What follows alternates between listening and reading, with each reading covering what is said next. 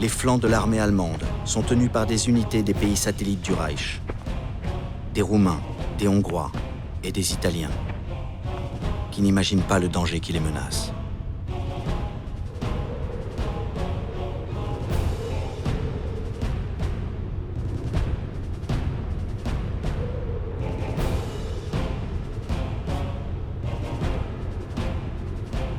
À quelques kilomètres de là, les soldats soviétiques se préparent à l'assaut.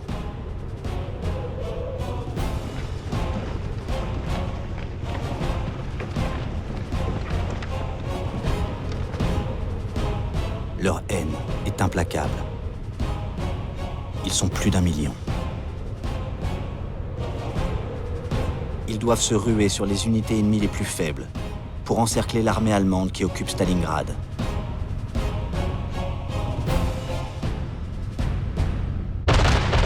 À 5 heures du matin, 3000 canons et orgues de Staline écrasent les lignes ennemies.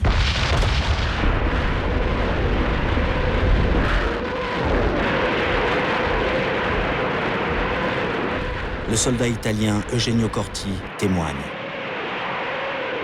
Les roquettes tombaient avec la rapidité de la grêle.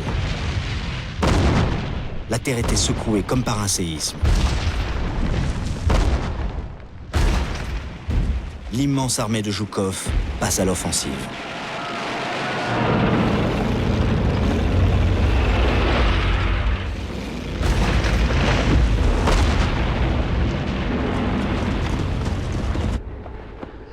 Les Hongrois n'avaient pas assez de munitions.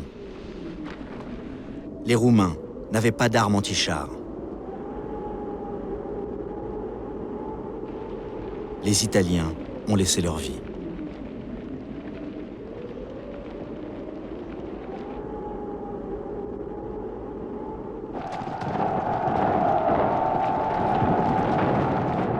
Les deux armées russes, du nord et du sud, font leur jonction, magnifiée par le talent des cinéastes soviétiques.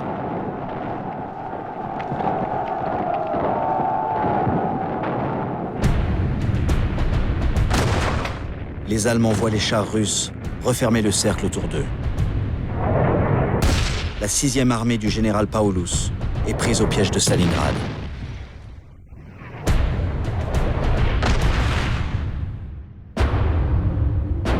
Hitler est dans son chalet du Berghof, à Berchtesgaden, son repère des Alpes bavaroises.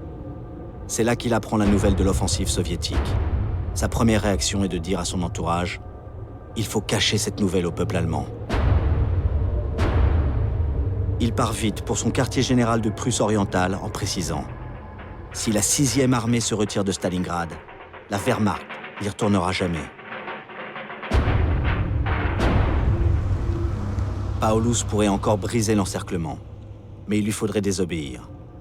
Car en arrivant à la tanière du loup, Hitler lui a envoyé ce message. « Restez sur place. Une armée va venir vous délivrer. » Mais aucune armée ne parviendra jusqu'à eux. Et les avions de la Luftwaffe seront incapables de les ravitailler suffisamment, malgré les promesses de leur chef, Göring.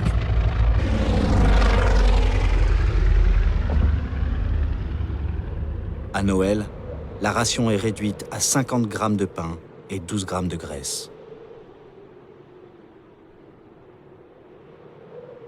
Le soldat infirmier Paul Gerhard Müller, 30 ans, écrit « Ma très chère Magdalena, cette lettre est une tentative, probablement la dernière d'entrer en contact avec le monde extérieur.